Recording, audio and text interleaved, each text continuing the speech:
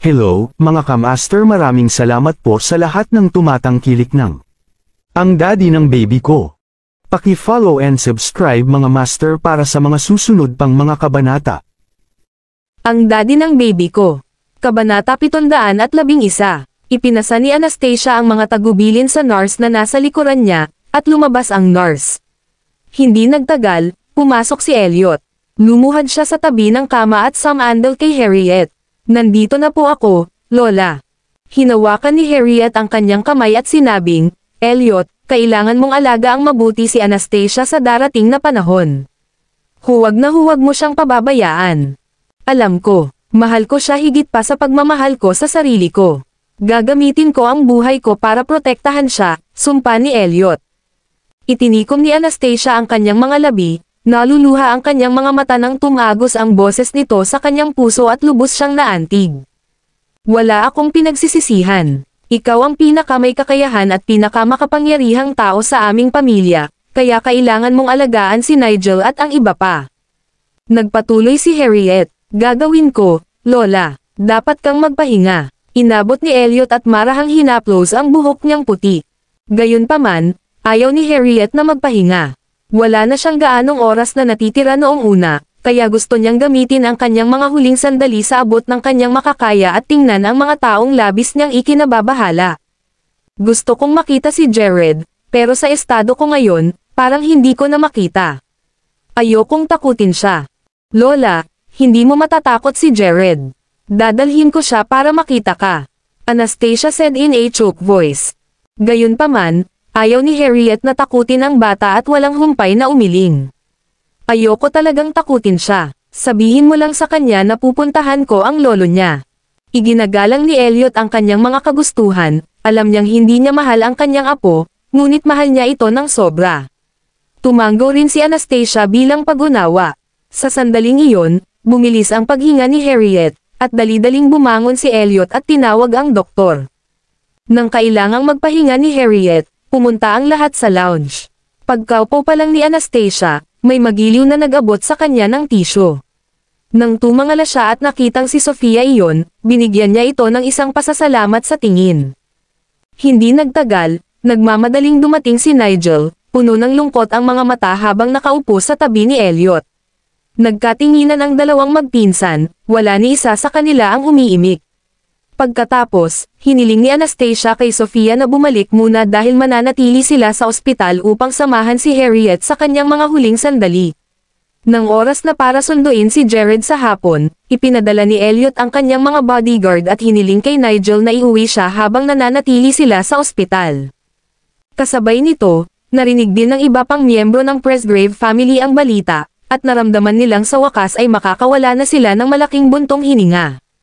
Sa wakas, si Harriet, na may pinakamaraming impluwensya, ay aalis, at naisip nila na ang bagong promote na si Anastasia ay mas madaling makitungo. Lahat sila ay naghihintay na malagutan ng hininga si Harriet, at kasabay nito, ilang elder din ang ipinadala sa ospital para bisitahin siya. Gayunpaman, lahat sila ay tinalikuran ni Elliot. Dahil wala nang masyadong oras si Harriet, umaasa siyang ang mga huling taong mananatili sa tabi niya ay hindi ang mga puno ng pakana, kundi ang mga taong nagmamahal sa kanya. Napakahaba ng gabing iyon, at sa tahimik na pasilyo ng ospital, kahit na ang mga nurse ay nanatili sa kanilang mga yapak sa pinakamaliwanag. Matapos matulog ni Harriet, lumala pa ang kalagayan niya, na para bang oras na para mapatay ang kanyang kandila. Nang halos madaling araw na, nagising siya, at hinawakan ni Brenda ang kanyang kamay habang mahinang tumatawag, Nay.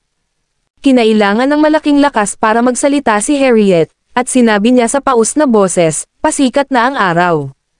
Oras na para pumunta ako. Ma'am, huwag kang pumunta. Hindi napigilan ni Brenda ang mapaiyak.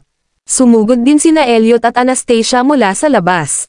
Habang nakikinig sila sa tunog ng pag-iyak ni Brenda, napuno ng luha ang pulang mata ni Anastasia. Parang pamayat at nanghina si Harriet. Nandito kayong lahat. Tumingin si Harriet sa mga taong nakapaligid sa kanya, lumuluha at nag-aatubili ang kanyang mga mata, ngunit nakapikit pa rin siya ng walang pagsisisi. Sa huli ay biglang bumagsak ang kamay na nakahawak sa kamay ng kanyang anak. Sa isang iglap, napuno ng iyak ang buong kwarto mula kina Brenda, Anastasia, at Jody. Bagamat pinipigilan ng mga lalaki ang kanilang mga damdamin, nakaramdam sila ng lungkot sa loob. Ang direktor ng ospital ay tahimik na nakatayo sa tabi ng kasama ang mga executive ng ospital, na pinaalis ang marangal na si Harriet sa kanyang huling paglalakbay. Kinaumagahan, nang ipadala ni Nigel si Jared sa paaralan, hindi niya napigilan ang kanyang sarili sa huli at napaluha, namumula ang kanyang mga mata. Sabi niya sa maliit na lalaki, "Jared, dapat mong laging tandaan kung ano ang hitsura ng iyong lola sa tuhod, okay?" Kabanata 712. Anong nangyari kay Lola? Tanong ni Jared na nanlalaki ang mata. Wala lang. Nagpunta lang siya sa isang lugar na napakalayo. Pagkatapos magsalita ni Nigel, hinalikan niya si Jared sa noo at sinabing, "Pumunta ka na sa classroom." Niyakap siya ni Jared bago siya pumasok sa classroom. Kasunod nito, bumangon si Nigel at nagpakawala ng hininga sa kapinunasan ang mga luha sa gilid ng kanyang mga mata bago siya tumungo sa ospital. Sa isang villa, nakahinga ng maluwag ang ama ni Lorelai na si Liam Presgrave. Wala na siya sa wakas. Ang tagal kong hinintay ang araw na ito. Tay, kahit wala na si Old Madam Presgrave, hindi madaling pakisamahan si Anastasia. Personal na naranasan ni Lorelai kung gaano kalakas si Anastasia. Anong kinakatakutan mo? Siya ay isang dalagang walang karanasan. Hindi siya nagbabanta sa atin. Kinawian ni Liam na may hitsura ng hindi pagsang-ayon bago siya nagpatuloy ng masaya, sa hinaharap, tiyak na makukuha natin ang ating bahagi sa Presgrave Corporation. Baka makakuha pa tayo ng pagkakataong magmana ng kumpanya sa tulong mo. Papa, paano ito posible? Paano natin pagmamayari ang kumpanya? Kung mabuntis mo ang anak ni Elliot, posible. Ay, ang mga mata ni Lorelai ay naging bigo. Si Anastasia lang ang nasa puso niya ngayon. Sino ba nagsabi na iisa lang ang paraan para mabuntis? Narinig ko na may nasave si Elliot sa Presgrave Hospital mula noon bilang backup plan ni Old Madam Presgrave. Namula ang pamumula sa mukha ni Lorelai. Dad, ibig mo bang sabihin ay kailangan kong? Hanggat nabuntis mo ang kanyang binhi sa iyong tiyan, wala siyang magagawa kundi kilalanin ang bata pagkatapos itong maisilang. Naplano na ni Liam ang lahat, ngunit kailangang mamatay si Harriet para maisakatuparan ang kanyang plano. Bahagyang bumilis ang paghinga ni Lorelai. Kinailangan ba niyang tratuhin si Elliot sa kasuklam-suklam na paraan? Gayunpaman, nang maisip niya ang paraan ng pananakot ni Anastasia sa kanya kanina, nakaramdam pa rin siya ng galit. Sa kanyang palagay, kung hindi siya pinigilan ng kanyang ama ay matagal na siyang umuwi para habulin si Elliot. Pagkatapos, baka nahulog pa siya sa kanya noong una dahil inimbestigahan niya na pagkatapos na mabuntis ni Anastasia ang kanyang anak 5 taon na ang nakakaraan, walang pakikipag-ugnayan sa pagitan ng dalawa. Si Harriet ang nagpilit kay Elliot na pakasalan siya. Noong una, tinanggihan ni Elliot si Anastasia. Kaya naman, palagi niyang iniisip na nawalan lang siya ng pagkakataon, hindi dahil mas mababa siya kay Anastasia. Gayunpaman, hindi lang kami tumitingin sa Presgrave Corporation. Ganon din si Nolan. Gusto niyang makakuha ng mas maraming asset para sa kanyang mga anak at apo. Kung ganoon, mag-showdown tayo. Napangiti si Lorelai. Hindi nila magagawa ang isang bagay tulad ng sinabi mo sa akin. Oo naman, may kadugo pa rin sila, samantalang hindi naman kami kamag-anak ng Presgrave family. Tay, hindi kita pababayaan, saad ni Lorelai. Natuklasan din niya ngayon na kung walang matibay na suporta para suportahan siya, mamumuhay lamang siya ng isang ordinaryong buhay, at kung mayroon siyang isang tulad ni Elliot na umalalay sa kanya ay maaari siyang sumikat. Sa ospital, abala si Elliot sa personal na pag-aasikaso sa mga gawain ni Harriet, habang si Brenda naman ay tinulungan siya. Si Anastasia ay pinapunta sa lounge para magpahinga, at si Sofia ay naghanda ng ilang magaan na merienda habang naghihintay sa kanya.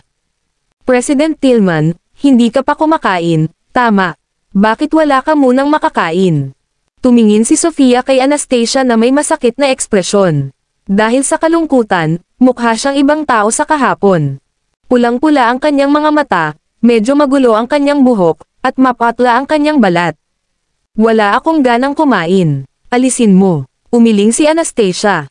Mahinang pangungumbinsi ni Sofia, President Tillman, lahat ay nalulungkot dahil sa pagpanaw ni Old Madam Presgrave, ngunit kailangan mo pa ring magsaya at alagaan ang iba. Hindi ka namin mapababa ngayon. Mayroon ka pa ring mga anak na aalagaan, at kailangan mong tulungan si Pangulong Presgrave na ayusin ang libing. Kailangan mong kumain. Masyadong marupok ang emosyon ni Anastasia sa sandaling ito, at kailangan niya ng taong mag-aalis sa kanyang pagkalugmok. Ang mga salita ni Sofia ay walang alinlangan na nagbigay sa kanya ng lakas. Napatingin siya sa kanya ng may pasasalamat at sinabing, "Salamat, Sofia, tama ka." Hindi na niya hahayaang may mangyari pa sa kanya at bigyan pa ng problema ang lahat. Kabanata 713. Matapos maubos ni Anastasia ang mangkok ng lugaw, pumasok si Elliot para samahan siya. Hindi nagtagal, nakatulog siya sa ilalim ng kanyang aliw, at muling pumasok si Sofia upang takpan siya ng kumot at manatili sa kanyang tabi. Ikaw ba ang bago niyang katulong? Hindi nakilala ni Elliot si Sofia. Kung tutuusin, napakaraming tao sa kasal. Nagmamadaling tumayo si Sofia at sumagot, "Oo, President Presgrave, ang pangalan ko ay Sofia Goodwin. Kung ganoon, mangyaring alagaan ang aking asawa at huwag hayaan ang sino man na makagambala sa kanya," bili ni Elliot. "Yes, sir," mahinang sagot ni Sofia, novel drama. Pagkaalis ni Elliot, matiyagang nanatili si Sofia sa tabi ni Anastasia habang siya ay natutulog. Samantala, tumunog ang kanyang phone na naka-silent mode, ngunit hindi niya napansin na ang contact name ay kay Arthur.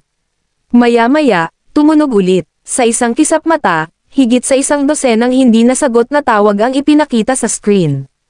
Tumingin si Sofia sa haggard na ekspresyon ni Anastasia, nakaramdam ng sakit sa nakita. Maya-maya lang, nagsimulang magsalita ang ilang nurse sa pintuan. Dali-dali siyang tumayo at lumabas, mamulong sa kanila, "Mrs. Nagpapahinga si Presgrave. Pakihinaan ang boses mo." Agad namang nataranta ang mga nurse at nagmamadaling itinikom ang kanilang mga bibig at umalis. Sa villa ni Arthur, isang iritableng figure ang naglalakad pabalik-balik sa harap ng mga bintanang mula sahig hanggang kisame. Ano ito? Ang ibong pinalaya niya ay lumipad palayo sa kanya. Bakit hindi niya makontak si Sofia? Ano ang sinusubukan niyang gawin? Naisip ba niya na pinalaya siya nito pagkatapos ng huling sinabi nito? Ayaw sumuko, kinuha niya ang kanyang telepono at nagpatuloy sa pagtawag, ngunit wala pa rin siyang natanggap na sagot. She asterisk T. Agad siyang sumabog sa galit at kinuha ang susi ng kotse sa mesa, nagpaplanong lumabas. Gayunpaman, sa sandaling binuksan niya ang pinto, nakita niya si Martha na naglalakad habang nakikipag-chat sa isang kasambahay. Nagmamadali niyang itinago ang kanyang pagkairita at humakbang paarap ng nakangiti. "Lola, lalabas ka?" "No, I'm heading downstairs to get a cup of coffee," sagot ni Arthur habang tinutulungan siya pababa ng hagdan. "Dapat kang gumugol ng ilang oras kay Emily kung libre ka. Nakakainip para sa kanya na mag-isa, at mas marami kayong pagkakatulad sa mga kabataan." "Gagawin ko. Huwag kang lalabas ngayon at makipag-chat sa akin. Mamaya, samahan mo akong magpagawa ng damit ko. Nabalitaan ko na may magandang butik dito na dalubhasa sa paggawa ng mga damit para sa matatandang babae. Lola, hilingin ko sa kanila na pumunta dito at ipasadiya ang iyong mga damit para sa iyo." "Hindi na kailangan yan. Ito ay isang vintage boutique na nagsatahi ng mga bordadong damit, kaya hindi ka maaaring magdulot ng ganoong kalaking kaguluhan. Nais lamang ni Martha na mamuhay ng ordinaryong buhay." "Sure, sasamahan kita." Paano siya hindi? Sa hapon, nang sa wakas ay naisipan ni Sofia na tingnan ang kanyang telepono, nalaman niyang naubusan ng kuryente ang kanyang telepono dahil walang ingat siyang nakalimutang i-charge ito kagabi. Kaya naman, dadalhin lang niya ang kanyang telepono sa istasyon ng nurse para i-charge ito, habang bumalik siya sa lounge at nagbuklat ng libro para magpalipos ng oras. Gayunpaman, nanatili siyang clueless sa katotohanang may ilang mga missed calls pa sa kanyang telepono, na lahat ay mula sa isang sobrang galit na lalaki. Pagkagising ni Anastasia, sinamahan siya ni Sofia sa punerarya. Iniutos ni Harriet sa kanyang buhay na gusto niyang ma-cremate, kaya ang susunod na hakbang ay ang proseso ng cremation. Hindi siya pinayagan ni Elliot na sundan siya, kaya tumayo si Anastasia sa labas ng hardin at naghintay kasama ang kumpanya ni Sofia. Habang umiihip ang hangin, muling tumulo ang mga luha ni Anastasia. Nakaramdam siya ng sama ng loob para kay Elliot na nasa loob, at ang katotohanang kailangan niyang harapin ang lahat ng ito. Kasabay nito, hindi niya matanggap ang katotohanang tuluyan nang nawala si Harriet. Inunat ni Sofia ang kanyang kamay para hawakan ang kanyang kamay at iniabot sa kanya ang isang piraso ng tisyo, hindi alam kung paano siya aaliwin. Makalipas ang kalahating oras, si Brenda ay tinulungan ng kanyang katulong, puno ng luha ang kanyang mukha. Kahit na siya ay isang malakas na babae, hindi niya pa rin matanggap ang pagpanaw ng kanyang ina. Huminga ng malalim si Anastasia at lumakad, tinawag, Tita Brenda. Anastasia, kailangan mong manatili kay Elliot ngayong gabi. Napabuntong hininga si Brenda. Ngayon, siya lang ang nasa loob para makita si Harriet sa huling pagkakataon. Tumanggaw si Anastasia. Gagawin ko. Maya-maya, lumabas si Elliot sa lobby, isang itim na garapon na natatakpan ng isang layer ng itim na tela sa kanyang mga braso. Nakasuot siya ng itim na suit, puno ng pagluluksa ang mukha. Ang kanyang mga mata ay namumula habang ang kanyang buong pagkatao ay nababalot ng kalungkutan.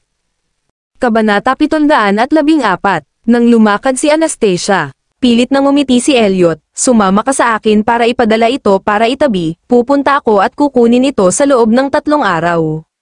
Bahagyang tumango si Anastasia, at lumingon siya kay Sofia sa likuran niya. Sofia, pwede ka na munang bumalik sa kotse ng tita ko.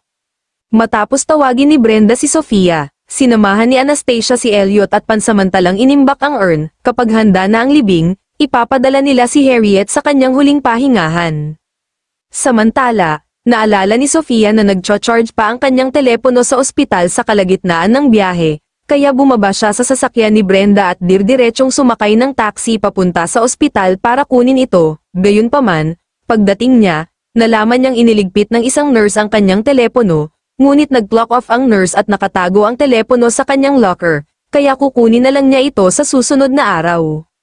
Bumantong hininga siya at tumawag ng taxi pauwi. Pagdating niya sa bahay, sayang sa 6:30 na ng gabi, malalim ang iniisip niya habang naglalakad papunta sa direksyon ng kanyang bahay nang maramdaman niyang may biglang hamarang sa kanya. Sandali lang po, Miss Sofia, nagulat siya at inangat ang ulo nang makita ang isang lalaking nasa katanghaliang gulang na may mabagsik na ekspresyon. Sino ka? Gusto mong makita ng matandang Madam Wise, agad na sagot ng lalaki. Naintindihan naman agad ni Sofia ang binanggit niya ay ang lola ni Arthur, hindi niya naiwasang magtanong ng may kaba, nandyan ba si Young Master Wise? Hinihintay ka ng matandang Madam Wise, sumakay ka na sa kotse, hindi sinagot ng lalaki ang tanong niya, bagkos ay binuksan niya ang pinto ng kotse sa tabi niya sa tonong nagbabantang. Huminga siya ng malalim, at sumunod na lamang sa kanya, may kutob siya kung bakit gustong makita siya ni Martha. Pinaandar ang sasakyan papunta sa isang tahimik na coffee shop, sa isang pribadong silid, nakita niya ang isang marangyang matandang babae na nakabid sa ilalim ng liwanag, ang ginang ay mabait at marangal, na nagpapatakot sa isa na kumilos ng may pagmamataas sa harap niya.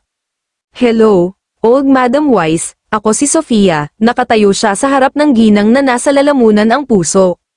Itinaas ni Martha ang kanyang ulo at tumingin pababa sa babaeng nasa harapan niya.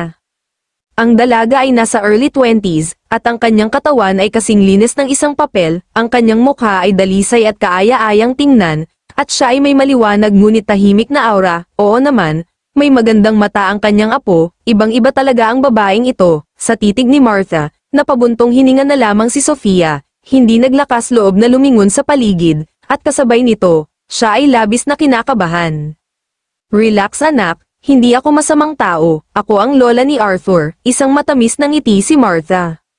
Itinaas ni Sofia ang kanyang ulo, na parabang naging mas pala kaibigan ang kapaligiran sa pagngiti ni Martha. Maupo ka, mag-chat tayo saglit. Magiliw na hinawakan ni Martha ang kanyang tasa at sinabing, nabalitaan ko na malapit na kayo ng apo ko. Patawarin mo ako dahil nakilala kita sa ganitong paraan. Hindi naman, sana mapatawad mo ako sa anumang pagkukulang ko, nagmamadaling sagot ni Sofia. Familiar ka ba sa pamilya ko? Tanong ni Martha.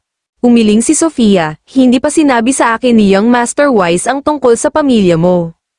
Gayunpaman, alam niyang hindi sila basta-basta, mukha kang magandang babae sa unang tingin, sa iyong mga termino, maaari kang magpakasal sa isang asawang may magandang background sa pamilya sa hinaharap. Maaari mo siyang suportahan ng buong puso at ipanganak ang kanyang mga anak, iyon mismo ay isang maligayang buhay na tatahakin. Medyo natulala si Sofia, hindi niya maintindihan ang ibig sabihin ni Martha. Masasabi ni Martha na hindi rin niya naiintindihan ang ibig niyang sabihin, bahagyang bumantong hininga siya at sinabing, sa mundong ito, kailangan nating sundin ang ilang mga patakaran, kung wala kang magagawa, kailangan mong kontrolin ang iyong mga pagnanasa at subukang huwag hawakan ang mga tao o mga bagay na hindi mo kayang gawin, hawakan, kung hindi, malamang na magkawatak-watak ka at masaktan ang iyong sarili. Sa wakas, naintindihan ni Sofia ang kanyang mga sinabi, may kirot sa kanyang puso habang ibinuka niya ang kanyang mga labi at sinabing, huwag kang mag-alala, matandang Madam Wise, alam ko ang sarili ko, hindi ko guguluhin ang buhay ng apo mo. Gayunpaman, nagulat si Martha, hindi niya inaasahan na ganoon kabilis na iintindihan ni Sofia ang ibig sabihin. Kung ganoon, alam mo ba kung ano ang dapat mong gawin? Kinagat ni Sofia ang mapupulang labi at tumango, alam ko, iiwan ko siya. Kabanata 715, sa pangalawang pag-iisip, hayaan mo akong linawin ang mga bagay, may kandidato ako para sa asawa ni Arthur, at ikaw ay pansamantalang dumaan na sumulpot sa kanyang tabi, nasa iyo ang iyong buhay upang mabuhay, at siya ay may kanyang buhay na gugulin, gusto kong umalis ka ng tuluyan sa tabi niya. Bahagyang ipinikit ni Sofia ang maganda niyang mga mata at bumulong sa matandang babae sa kanyang tapat, hindi ba tayo maghihiwalay bilang magkaibigan? Naging interesado na ang apo ko sa iyo, kilala ko ang pagkatao niya, kung magdedesisyon siya sa isang bagay, aalisin lang niya ito kapag napagod na siya o naiinis dito, hindi mo kailangang magpigil, at pwede mong saktan kahit anong gusto mo, pero gusto ko lang putulin ang interes niya sa'yo. Naiintindihan mo ba ang ibig kong sabihin? Mahinahong tanong ni Martha. Gulong-gulo ang isip ni Sofia, kailangan niyang iwan siya sa paraang nakakasakit sa kanya, kailangan bang maging ganito? Mabilis na nag-flash sa isip niya ang unang pagkikita niya ni Arthur, habang pinag-iisipan niya ito, hindi niya kayang gawin iyon. Sana ay talagang alam mo ang sarili mo at alam mo kung kailan ka titigil, hindi ibinigay ni Martha ang kanyang silid para mag-alinlangan. Bagamat hindi inisip ni Sofia ang kanyang nararamdaman, nakikinig lang siya kay Martha, tumango siya, okay, gagawin ko, puputulan ko lahat kasama si Young Master Wise. Kung magagawa mong tuluyang mawalan ng interes sa iyo ang apo ko sa loob ng 3 araw, bibigyan kita ng regalo bilang kabayaran, alok ni Martha. Mabilis na ikinaway ni Sofia ang kanyang kamay at tumanggi, hindi ko kailangan ng anumang kabayaran. Matandang Madam Wise, magtiwala ka lang, gagawin ko ang sinasabi mo at hindi ka mahihirapan. Pagkasabi nito ay tumayo siya at yumuko kay Martha bago kinuha ang kanyang bag at mabilis na tumakbo palabas, pagkalabas ng coffee shop, hindi niya hiniling ang sinumang pabalaykan siya at naglakad papunta sa direksyon ng pangunahing kalye, kahit na ang maingay na daloy ng mga tao sa paligid niya ay hindi makagambala sa kanyang pag-iisip sa sandaling ito, hindi niya alam na kailangan niyang gamitin ang pamamaraang ito para maputol ang relasyon nila ni Arthur. Pagkaraan ng ilang sandali ay nag-angat ng ulo si Sofia at nakitang malapit lang ang kanyang bahay, pagpasok niya sa kanyang bahay, narinig niya ang galit na boses ng kanyang ama na namumula sa sala, lumabas ka, hindi ka welcome dito. Drake, pasensya na, pumunta ako dito para humingi ng tawad sa'yo, hindi ko talaga sinasadyang ipagkanulo ka. Hindi mo sinasadya, noong nakaraang araw, alam mong nagbabayad ako ng aking mga utang, ngunit iniulat mo ako sa pagkuha ng mga suhol, akala ko kaibigan kita, pero pinaayos mo ako. Pasensya ka na Drake, kung may isa pa akong pagpipilian, hinding-hindi ako magiging malupit at hindi matuwid, ikaw ang nagbigay sa akin ng lahat ng mayroon ako ngayon. Ano ito? Sasabihin mo ba sa akin na may nagbanta sa iyo ng kutsilyo at pinilit mong gawin ito? Lalong lumakas ang boses ni Drake. Oo, ganoon talaga ang nangyari. Ito ay isang binata. Noong gabing iyon, inagaw ako ng kanyang bodyguard sa isang kotse at gumamit ng kutsilyo para pilitin akong itayo ka. Ano, WHO, malakas na tanong ni Drake, siya ang kasalukuyang may-ari ng kumpanya mo, narinig ko lang na may tumawag sa kanya bilang Young Master Wise, siya ay isang nakakatakot na tao, halos tulad ng isang demonyo. Nakatayo si Sofia sa bakana ng sala, nakikinig sa kanilang pag-uusap na hindi makapaniwala, totoo nga ang kumpanya ng kanyang ama ay nakuha ni Arthur, ngunit ginawa rin ba niya ang isang kasuklam-suklam na bagay sa likod ng mga eksena at gumawa ng isang tao sa kanyang ama? Pasensya ka na Drake, ako talaga, pinalayas niya ako ngayon sa kumpanya, at pinagsisisihan ko ito ng husto, hindi kita dapat pinagtaksilan. Pumasok si Sofia sa sala at tumingin sa nanghihinayang lalaki sa tabi ng upuan ng kanyang ama, mahinahong nagtanong, Mr. Grayson, may naglagay ba talaga ng kutsilyo sa leeg mo at pinagtaksilan mo ang tatay ko? Oo, halos hiwain niya ang leeg ko, kung hindi ko ginawa ito, matagal na akong namatay, masungit na sabi ni Aaron Grayson. Ano pa ang sinabi niya? Sabi niya, basta tinutulungan ko siyang makumplito ang acquisition plan, gagantimpalaan niya ako ng maayos. Malinaw na gusto niyang ipadala ang iyong ama sa kanyang libingan. Tumingin si Drake kay Sofia at bumantong hininga, kalimutan mo na, kung ang kumpanya ay nawala.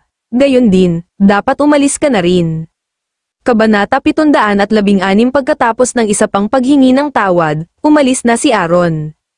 Si Sofia ay labis na sumalungat, nakuha ni Arthur ang kumpanya ng kanyang ama sa pamamagitan ng kasuklam-suklam na paraan, ipinadala pa nga siya sa pulis at binigyan siya ng utang na 1 bilyon. Kailangan pa bang magpasalamat sa kanya ng pamilya niya dahil sa mabait lang niyang binayaran ng utang para sa kanyang ama, siya ang dahilan ng kaguluhan at ang solusyon din dito, inosente ang kanyang pamilya sa lahat ng ito, ang lahat ba ng ito ay dahil sa hindi sinasadyang kinuha niya ang kanyang pamana ng pamilya at nawala ito. Sofia, layuan mo si Mr. Wise, hindi ka dapat makisali sa lalaking katulad niya, understand, baka masira ang buhay mo. Malungkot na binalaan ni Drake ang kanyang anak, I will, Dad, sabi niya. Sa isang sulyap, masasabi ko na siya ay isang spoiled na bata mula sa isang mayamang pamilya na nakasanayan na gawin ang anumang gusto niya nang walang pakialam sa anumang bagay. Habang iniisip ito ni Drake, mas lalo siyang nakaramdam ng galit, at wala lang siyang pagmamahal kay Arthur. Umakyat si Sofia at humiga sa kanyang kama, hindi maipaliwanag na mabigat ang kanyang puso, samantala, sa isang kabinet, ang screen ng kanyang naka-silent na telepono ay paulit-ulit na lumiwanag sa mga hindi nasagot na tawag mula sa isang tao. Matapos mag-dial sa huling pagkakataon, hindi na napigilan ni Arthur ang kanyang init at inihagis ang kanyang telepono sa couch sa tabi niya bago ito nahulog sa carpet na may nakakaawang putok, damn it. Bakit hindi siya sumasagot? Nang bumalik si Elliot sa Presgrave residence sa gabi, umupo si Anastasia kasama niya sa sopa sa sala. Kung natatakot ka, umuwi na tayo, sabi nito sa kanya. Umiling siya, mahal na mahal tayo ni Lola, kahit nasa kabila siya, siguradong mamahalin niya pa rin tayo. Hinalikan niya ang buhok niya, tama ka, gayunpaman, dinala siya ni Elliot pabalik sa villa ng kaunti sa huli. Nang magising si Anastasia pagkatapos ng mahimbing na tulog, nalaman niyang wala na ang lalaking katabi niya, at bumangon siya pagkatapos magsuot ng jacket, sa sala, mag-isang umiinom si Elliot sa couch, may ilang napatay na upos ng sigarilyo sa ashtray sa tabi niya, naawa si Anastasia sa kanya, ngunit hindi niya mahanap ang mga salita para aliwin siya, kung tutuusin, mas matindi ang pagmamahal niya sa kanyang lola kaysa pagmamahal sa pamilya. Bumaba siya at niyakap ang tipsy na lalaki, bumalik na tayo sa kwarto at matulog. Bigla siyang niyakap ni Elliot, ang lalaki, na hindi umiyak sa harap ng sino man mula simula hanggang wakas, ay ibinaon ang kanyang ulo sa kanyang buhok habang ang isang agos ng luha ay damaloy mula sa kanyang mapupulang mga mata, tinapak siya ni Anastasia sa balikat at niyakap ng mahigpit, noong gabing iyon, ang lalaking ito na kadalasang malakas at makapangyarihan ang pinakamahina. Makalipas ang kalahating oras, tumango siya nasa yakap niya matapos mawalan ng antok sa halos 2 gabi, nang sukliin niya ang kanyang buhok, napansin niyang medyo mamasa-masa ito, at mas lalo siyang nakaramdam ng kirot habang nakatingin sa lalaking nakayakap sa kanya. Madaling araw sa Goodwin Residence, papasok na si Sofia sa trabaho nang huminto ang isang itim na SUV sa entrance bandang 10:00, ang lalaking lumabas ng kotse ay may gwapo ngunit malamig na mukha, at nakasuot siya ng ganap na itim, na nagmukhang hindi niya kayang lapitan. Nagdidilig si Emma sa hardin nang makita niya ang tao sa labas ng pasukan, lumapit siya at binuksan ang maliit na gate, at tinanong siya ng walang pag-aalinlangan, maaari ba kitang tulungan, Mr. Wise? Gayunpaman, magalang si Arthur habang nagtanong, hello, Mrs. Goodwin, nasa bahay ba si Sofia? Hindi ka na makikita ni Sofia sa hinaharap, dapat umalis ka na. Halos mawalan na ng gana si Emma, matapos malaman ng katotohanan tungkol sa pagkabangkarote ng kanyang asawa noong nakaraang gabi, galit na galit siya na halos hindi siya makatulog. Bakit, bahagyang kumunat ang magandang kilay ni Arthur, ginalit niya ba siya? Isara mo ang gate, Emma, at ano ang sinabi niya, boses ni Drake mula sa likuran. Lumapit si Emma at isinara ang maliit na tarangkahan ng villa, at sinabi sa kanya sa pamamagitan ng mga bar, huwag mong hahanapin ang aking anak sa darating, gagawin kong layuan kanya. Natahimik si Arthur sa sinabi niya, dahil hindi pa ganap na gumaling ang binti ni Drake, nakatayo lang siya sa may pintuan at hindi na lumapit sa kanila habang hiniling niya ang kanyang asawa na bumalik sa halip. Mrs. Goodwin, pwede mo bang sabihin sa akin kung ano ang nangyari kay Sofia? Aalis na sana si Emma, pero nang makita niyang nagtatanong pa si Arthur ay tumalikod na ito ng nakangisi. Sinasabi ko sa iyo, binata, hindi ka dapat maging masyadong malupit at kasuklam-suklam kapag gumagawa ka ng mga bagay-bagay, balang araw, malalagay ka sa pwesto mo. Kabanata 717. Hindi ko masyadong naiintindihan ang sinasabi mo, Mrs. Goodwin, sabi ni Arthur. Siya ay isang tao na kailangang makuha ang kanyang mga sagot. Dapat alam mo kung bakit nabangkarote ang kumpanya ng asawa ko, at anong paraan ang ginamit mo para banta ang mga tao sa paligid niya na ipagkanulo siya at itayo siya. Pinautang mo ang asawa ko sa bangko ng 1 bilyon, pero kahit na binayaran mo ang utang mo sa amin, hindi kami magpapasalamat sa iyo, umalis ka na lang. Bata ka pa, bakit ang lupit mo? Pagkatapos magsalita ni Emma, tumalikod na siya at umalis. Sa labas ng pinto, nanigas ang mukha ni Arthur nang maalala ang ginawa niya para makuha ang kumpanya. Totoong ang pagnanakaw ng heirloom ng kanyang pamilya ang nagtulak sa kanya sa paglalagay ng kutsilyo sa partner ni Drake at pagbabante sa kanya na mag-set up ng bitag para mahulog si Drake, dahilan para mawala siya sa kanyang kumpanya at may utang pa sa bangko ng 1 bilyon. Si Arthur ay hindi kailanman nagsisi sa kanyang mga aksyon, ngunit para sa bagay na ito, siya ay nagsisi ng kaunti. Kung alam ni Drake at Emma ang tungkol dito, alam ba nilang anak na babae? Kung ginawa niya iyon ang dahilan kung bakit hindi niya sinagot ang calls niya. Sa ospital, kinuha ni Sofia ang kanyang telepono mula sa nurse. Sa sandaling binuksan niya ang screen, 28 missed calls ang lumabas sa kanyang mga notification. Hindi niya maiwasang magulat at mabilis na nag-click para makita kung sino ang tumawag, para lang malaman na galing iyon kay Arthur. Baliw ba ang lalaking ito? Bakit niya ito tinawag ng maraming beses? Habang iniisip niya iyon ay muling tumunog ang kanyang cellphone na may isa pang call mula sa kanya. Nanginginig ang kamay ni Sofia, dahilan para muntik niyang mabito ang phone niya. Sa kabutihang palad, inakbayan niya ito pabalik at nagtanong, bakit mo ako tinatawagan? Bahagyang umubo ang lalaki sa kabilang dulo habang nagtanong, nasaan ka? Nasa trabaho ako. Nagtatrabaho ka? Oo, nagtatrabaho ako ngayon. Kung wala kang kailangan sa hinaharap, huwag mo na akong hanapin, matuwid na sabi ni Sofia. Maikling bakasyon lang ang binigay ko sa'yo.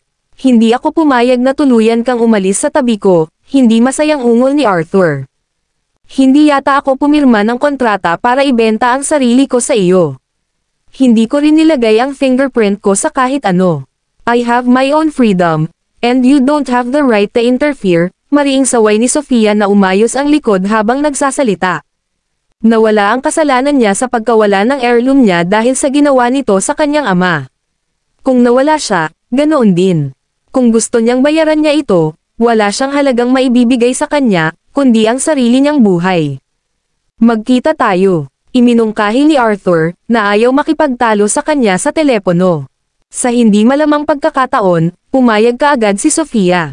Sige, hihintayin kita sa kafe sa tabi ng Presgrave Corporation. Nagpasya pa siya sa venue. Sige, halatang nagulat si Arthur. Sumakay si Sofia ng taxi pabalik sa Presgrave Corporation at naglakad papunta sa isang high-end na kafe sa tabi nito. Patuloy niyang pinapasaya ang sarili at nag-iisip ng maraming bagay. Sa partikular, ang mga salita ni Martha ay dumaikit sa kanyang isipan na parang isang magic spell, na nagsasabi sa kanya na iwanan si Arthur, at kahit nasaktan niya ito, kailangan niyang iwan siya. Nakatulala lang siya, nababaon sa sarili niyang mga iniisip, nang maramdaman niyang may paparating. Itinaas niya ang kanyang ulo at nakita niya ang lalaking kakapasok lang mula sa labas ng kanyang paningin, ang gwapong figure nito ay nababalot ng liwanag. Naramdaman niya ang mabilis na pagtibok ng kanyang puso na hindi makontrol, at lahat ng kababaihan sa kanilang paligid ay ninakawan din ng mga lalaki ang kanilang mga tingin at puso. Nakita agad ni Arthur ang dalaga na nakaupo sa isang sulok sa likod. Lumakad siya ng matikas, at habang nakaupo siya sa sopa, pinag-cross niya ang kanyang mahahabang binti na para bang ito ang pinaka-natural na bagay na kailanman. Pagdating ng waiter, he casually asked for a cup of iced Americano. Sinaman siya ng tingin ni Sofia. Ang mga mata nito ay hindi na mahiyain at masunurin sa kanya gaya ng dati. Tanungin kita, gumamit ka ba ng anumang maruming pamamaraan para alisin ang kumpanya ng tatay ko? Agad niya itong tinanong. Tumanggo si Arthur. Oo, naghugat ako ng ilang string, ngunit iyon ay dahil. Hindi mo kailangang magpaliwanag, ayokong makinig. Nagkunwaring naiirite si Sofia. Ang ginawa ay nagawa na. Isang flash ng pagtataka ang dumaan sa mga mata ni Arthur. Ibang-iba ang babaeng ito ngayon, naisip niya. Matapos ihain ang kanyang kape, kinuha niya ang tasa at humigop bago sinabi sa mahinang boses, kung gayon, paano mo gustong ibalik ko ang iyong pamilya? Sabihin mo sa akin, at gagawin ko. Kabanata 718. Naningkit ang magagandang mata ni Sofia. Inaamin ba ng lalaking ito ang kanyang pagkakamali? First time niyang marinig iyon mula sa kanya. Hindi namin kailangan ng pamilya ko ang kabayaran mo. Pagkasabi nito, hinigpitan ni Sofia ang hawak sa kanyang tasa at kinagat ang kanyang labi bago nagpatuloy, at saka, may ipagtatapat ako, dahil nagsisinungaling ako sa iyo. Nagtataas ng kilay si Arthur. Ano ito? Huminga ng malalim si Sofia at itinoon ang tingin sa lalaking katapat niya. Nawala ko ang iyong pamana ng pamilya, at hindi ko na ito maibabalik. Natigilan si Arthur sa pagkagulat ng ilang segundo, habang nakayuko siya at hinintay itong sumambulat sa galit. Inihanda na niya ang sarili na tiisin ang galit nito. Paano ka nawala? Sa hindi pagkakataon, mahinahon lang nitong tanong sa kanya. Napaangat ng ulo si Sofia sa gulat. Hindi mo ba ako papagalitin? Ngumisi si Arthur. Gusto mo ba ako? Akala ko papagalitin mo ako. Kung tutuusin, ito ay pamana ng iyong pamilya, at ito ay hindi mabibili ng salapi. Napakurap si Sofia. Hindi ko sinasadyang mawala ito. Nang makita ko ang aking ama na inaresto at itinapon sa kulungan, nawala ko ito habang nagmamadaling bumalik. Bago iyon, suot ko ito sa buong panahon. Biglang naningkit ang mga mata ni Arthur. Sinusuot mo ba? Nang marinig ito ni Sofia, inisip niyang isa itong germaphobe at nagmamadaling humingi ng tawad. I'm sorry. Hindi ko sinasadyang suotin, pero alam kong napakamahal nito, kaya hindi ako naglakas loob na iwan ito sa hotel, kaso nawala ako. Kaya tuloy-tuloy ang suot ko at itinago sa ilalim ng kwelyo ko. Mabuti naman hanggang sa makauwi ako. Hindi ko sinabing hindi mo ito masusuot, sabi ni Arthur sa mahinang boses. Nang manahin niya ang mga kwintas, siya lang ang tanging tao maliban sa kanya na nagsuot nito, at sinabi ni Martha na pangalawang taong magsusuot ng pamana ng pamilya ay ang kanyang magiging asawa lamang. Kaya naman laking gulat niya nang malaman niyang suot ito ng babaeng ito. Alam kong hindi ako dapat magsinungaling sa iyo. Nung sinabi kitang magtrabaho ng 1 taon, kalahating sukat lang. Natakot ako na maikulong mo ulit ang tatay ko, kaya naisip ko na kaya kong manatili sa tabi mo ng 1 taon, tapos, sa puntong ito, hindi mapigil ang namula ang magandang mukha ni Sofia. Ang kanyang orihinal na plano ay medyo kasuklam-suklam sa sarili nitong paraan para sa pagsisikap na mapaibig siya sa kanya at patawarin siya sa pagkawala ng kanyang pamana ng pamilya. Now that she thought about it, naging unfair na rin sa kanya. Kung gayon ano, habang tinitingnan niya ang nag-aalangan niyang ekspresyon sa namumula nitong mukha, na curious siya sa susunod nitong sasabihin. Si Sofia ay palaging tapat mula pa noong siya ay bata, kaya hindi siya masyadong nag-iisip. Huminga siya ng malalim at tumangala sa kanya, sinabing, ay pangako mo na huwag mo akong pagtawanan. Okay, hindi ako tatawa. Nang tingnan ni Arthur ang seryosong ekspresyon nito habang sinasabi ito, parang natatawa na siya. Paano siya makakagawa ng isang paghingi ng tawad kaya kawili-wili? Hinawi ni Sofia ang ilang hibla ng buhok sa kanyang noo bago dahan-dahang sinabing, ito ang pinlano ko. Iniisip ko na dahil hindi mo na maibabalik ang iyong mga kwintas, kung gayon ay, mananatili ako sa iyong tabi ng kaunti pa at tingnan kung may in love ka sa akin. Kung nahulog ka sa akin at sinabi ko sa iyo na nawalan ako ng heirloom ng pamilya mo, baka mapatawad mo ako, kaya, liligawan kita. Hihigop na sana si Arthur ng matikas niyang kape nang muntik na siyang mabulunan sa kanyang inumin. Napahawak siya sa dibdib niya at umubo. Napakurap si Sofia habang namumula ang mukha, hindi ka matatawa. Hindi lang natawa si Arthur, gusto rin niya itong pag-alitan. Ang brat na ito ay halos hindi sumunod sa kanyang plano. Mula sa umpisa hanggang sa huli, kailan pa siya naligaw nito. Pagkatapos, inayos niya ulit ang ekspresyon niya at nagtanong. Tapos, nalaman ko na imposibleng ma-inlove ka sa akin, pagtatapos ni Sofia. Gayunpaman, hindi sumang-ayon si Arthur. Hindi man ito sinunod ang plano niya, medyo nagustuhan na niya ito. Kung hindi, kapag nabalitaan niya ang tungkol sa pagkawala ng heirloom ng kanyang pamilya, siguradong galit na galit siya at gusto niya itong bugbugin. Sofia, walang imposible sa mundong ito. Hanggat sinusubukan mo, maraming bagay ang maaaring maging posible. Nagpahiwatig sa kanya si Arthur sa kanyang mga salita. Kabanata 719. Gayunpaman, hindi naintindihan ni Sofia ang mga sinabi ni Arthur at nagtanong, kung mawawala ang pamana ng pamilya mo, papagalitin ka ba ng lola mo? Oo, totoo niyang sagot. Kung ganoon, pupunta ako at humingi ng tawad sa kanya kasama mo. Ako ang nawalan nito, wala itong kinalaman sa iyo, nagmamadaling alok ni Sofia. Talagang hindi nakaimik si Arthur sa kanyang mga kilo. Kanina lang, tinanong niya ito tungkol sa isyo ng kanyang ama, ngunit nag-aalala siya ngayon sa kanya. Kalimutan mo na, ako na mismo ang haharap dito, pagtatanong niya, nakaramdam siya ng kilay. Habang inaalala niya ang mga salita ni Martha, nagningning ang kanyang magagandang mata nang makaisip siya ng isa pang ideya. Simula noong nawalan ako ng heirloom ng pamilya mo at binili mo ang kumpanya ng tatay ko, ngayon pa lang tayo, at wala sa amin ang may utang sa iba. Tapusin na natin ang mga bagay dito. Maaari mong mabuhay ang iyong buhay, at ako ay tumutuon sa aking trabaho. Hindi na natin kailangan pang magkita. Gusto niyang putulin ang lahat ng relasyon sa kanya. Pagkatapos niyang magsalita, kinuha niya ang kanyang bag at aalis na, ngunit habang lumalampas siya sa kanya, isang malaking kamay ang biglang humawak sa kanyang palso, at isang malamig na boses ang narinig. Sofia, bago ko maibalik ang heirloom ng pamilya ko, hindi na natin ito matatanggal. Napatingin si Sofia sa malaking kamay na mahigpit na nakahawak sa kanya habang ibinalik ang tingin sa kanya. Anong gusto mo? Maaari kong ibalik sa kanya ang kumpanya ng iyong ama, ngunit kailangan mong hanapin ang aking pamana ng pamilya sa akin. Ano? Wala akong pakialam sa kumpanya ng papa mo. Ibabalik ko sa kanya ngayon, pero bawal kang pumunta kahit saan hanggat hindi na ibabalik sa akin ang heirloom. Tumayo si Arthur, matangkad ang figure at mapang-api. Kapag nahanap na natin ito ay pakakawalan na kita, bosalin niyang sabi sa kanyang mapang-akit na labi. Marahas na binawi ni Sofia ang kanyang kamay. Paano kung hindi na natin mahanap? Gusto mo bang manatili ako sa tabi mo magpakailanman? Napangiti si Arthur sa mga labi. Kung gayon kailangan mong subukan ang iyong makakaya upang matulungan akong mahanap ito. Imposibleng maibalik iyon. Hindi ko alam kung saang sulok ng mundo ito naroroon, o kung may nakapulot nito. Desperado si Sofia nang maisip niyang hindi na niya ito mahahanap muli.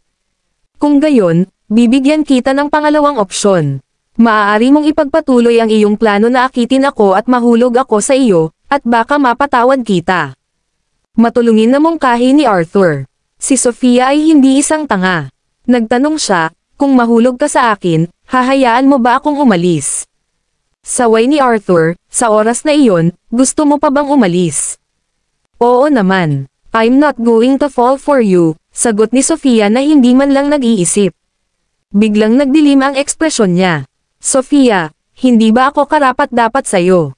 Kinagat niya ang kanyang mga labi at nagpipigil ng tawa habang sinasabing, hindi ako karapat-dapat sa iyo.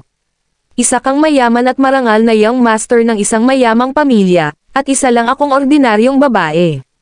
Masyado tayong magkaiba, at hindi ako karapat-dapat sa'yo. Masaya ka na ba ngayon? Bakit parang ang harsh ng mga salita nito sa kanya? Kahit ano pa, Sofia, Hanggat wala sa kamay ko ang heirloom ko, hindi mo ako pwedeng iwan. Naiintindihan mo ba? Patuloy siyang pinipilit ni Arthur. Sige, magtatrabaho na ako ngayon. Pagkasabi nun ay tumalikod na si Sofia at mabilis na umalis. Pinanood ni Arthur ang pag-alis niya, pakiramdam na wala siyang lakas. Pakiramdam niya ay hindi niya kayang manipulahin ang babaeng ito. Maya-maya lang, matapang na nagtanong ang isang matapang na babae sa tabi niya, "Hoy, guwapo, tinalikuran ka ba ng girlfriend mo?" "Okay lang, pwede kitang maging girlfriend." Nanlamig ang mga mata ni Arthur sa kanya bago ito umalis, habang ang babae naman ay agad na tumalikod, natakot sa kanyang titig. Nang pumasok si Sofia sa trabaho, nakita na siya ni Arthur na pumasok sa Presgrave Corporation.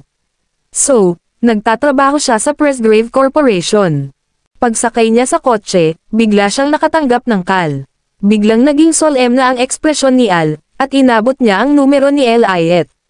"Hello, Party. Elliot, pasensya na sa pagkawala mo." "Oo, kailan ang libing? Siguradong pupunta ako dyan." "Oo naman, ipapaalam ko sa iyo." Siyempre, alam ni Arthur ang tungkol sa malapit na relasyon ni Elliot sa kanyang lola. Pagkatapos ng lahat, lumaki siya sa ilalim ng pangangalaga ng kanyang lola. Kabanata 720. Biglang nagkaroon ng gana si Arthur na samantalahin ang sandaling gawin ang gusto niya at habulin ang taong gusto niya, kung hindi, natatakot siya na maubusan siya ng oras para makuha siya sa kanyang mga kamay. Muli niyang ibinaling ang tingin sa Presgrave Corporation habang nasa malalim na pag-iisip. Pagkaraan ng 3 araw, ang balita ng pagkamatay ni Harriet ay naipublish sa mga papel, na nagdulot ng kaguluhan sa mataas na lipunan. Kasabay nito, ibinalik ng media ang kanilang atensyon sa bagong hinirang na Mrs. Presgrave, si Anastasia, na malapit ng maging pinakamakapangyarihang babae sa Presgrave family. Ang libing ni Harriet ay nasa paghahanda din, hinawakan ni Elliot ang lahat at halos hindi nakatulog, habang si Anastasia ay hindi pumunta sa kumpanya at naghanda para sa libing kasama niya. Inutusan ni Harriet sa kanyang buhay na huwag gawing big deal ang kanyang libing, inaasahan lang niya sa araw na ito ay inilibing siya sa lupa. Ang mga miyembro ng Presgrave family at ilan sa kanyang mga kaibigan ay pupunta para makita siya. Noong araw na iyon, sa wakas ay nakabalik si Jared mula sa bahay ni Nigel. Pagdating niya sa bahay, agad niyang tinanong si Anastasia, "Mommy, sabi ni Tio Nigel na pumunta si Lola sa isang lugar na napakalayo, at hindi ko na siya nakikita." Hinayla siya ni Anastasia sa kanyang mga bisig at malumanay na sinabi, "Kung gayon, kailangan mo siyang mamis, okay? Gagawin ko. Paano ang tungkol sa mga tawag sa telepono, pwede ko ba siyang tawagan?" Biglang namula ang mga mata ni Anastasia, at hindi niya napigilan ang pagpapatak ng kanyang mga luha. Niyakap niya ang kanyang anak at sinabing, "Jared, iniwan na tayo ni Lola, panatilihin natin siya sa ating mga puso, at sa loob ng ilang araw, pupunta tayo at bisitahin siya ng magkasama, okay?" Pinunasan ni Jared ang mga luha sa mata ng kanyang ina, para bang naiintindihan niya kung saan nagpunta si Harriet. Inaliw niya, "Mommy, pumanaw na ba si Lola? Hindi mo kailangang itago ito sa akin, hindi ako natatakot." Habang tinitingnan ni Anastasia ang determinadong tingin ng kanyang anak, maluwag na niyakap niya ito at malamang tumango, "Oo, napunta na sa langit ang lola mo, mamimiss mo siya." "Mamimiss ko siya." Maya-maya lang, may lumitaw na figure sa pintuan nang pumasok si Elliot. Narinig na niya ang lahat, at gusto niyang malaman din ang kanyang anak tungkol sa pagkamatay ni Harriet. "Daddy," tumalon ang binatilyo sa mga bisig ng kanyang ama, namumula ang malalaking mata na para bang naiintindihan niya ang ibig sabihin ng mawalan ng mahal sa buhay. Niyakap siya ni Elliot at binigyan ng halik, "Good boy." Nang dumating si Anastasia, iniunat ni Elliot ang isang kamay, sa pagtingin sa kanyang asawa na ilang araw nang hindi natutulog, lumapit ito sa kanya upang yakapin ito, na nakaramdam ng sakit, kaya lang, magkayakap ng mahigpit ang pamilya ng tatlo sa malaking sala. Sa pasukan ng Goodwin Residence, huminto ang 3 itim na SUV, at naglakad si Arthur kasama ang ilang senior executive ng Goodwin Corporation sa likod niya. Nagtataka namang tumingin si Drake sa binata habang nagtanong ito sa malamig na boses, "Mr. Wise, ano ang ibig sabihin nito?"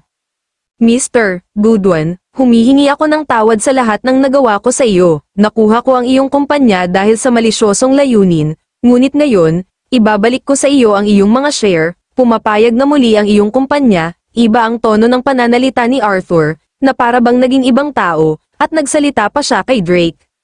Biglang nabigla si Drake sa capture niya. Ano ang pinaplano ng binatang ito? Una, binili niya ang kanyang kumpanya, ngunit ngayon ay ibinabalik niya ito. Masyadong komplikado ang proseso, ngunit ibinabalik niya ito sa kanya dahil lang sa sinabi niya. Mr. Wise, please wag mo na akong ipahiya, kunin mo na lang ang kumpanya kung gusto mo, but I'm warning you, stop pestering my daughter, babala ni Drake. Magkaibigan kami ni Sofia, seryosong simula ni Arthur, saka lumingon at sinulyapan ng iilang executive, kayong lahat, kausapin si Mr. Goodwin. Ang mga lalaking ito ay pawang mga naunang subordinate ni Drake, at agad silang lumapit para hikayatin siyang kunin ang mga gawain ng kumpanya. President Goodwin, hindi mabubuhay ang kumpanya kung wala ka, buti na lang at naibalik na niyang Master Wise sa iyo ang shares ng kumpanya. Tama na yan, President Goodwin, napakabata mo pa, dapat mong isipin ang kinabukasan ng iyong asawa at anak na babae. Maganda ang takbo ng kumpanya, naghihintay lang kami na bumalik ka at akayin kami sa mas maraming kayamanan at tagumpay. Siyempre, gusto ni Drake na ibalik ang kanyang kumpanya, ito ay kanyang gawain sa buhay. Kung tutusin, naglakad siya palabas papunta sa bakuran, at nakita niya si Arthur na nakatayo sa tabi ng lawa na may kamay sa bulsa, habang hinahangaan ang gold piece na nasa loob nito. Maraming salamat mga Kamaster sa walang sawang pagsusubaybay, isang like, share, and subscribe naman dyan mga Kamaster. Abangan ang susunod pang mga kabanata.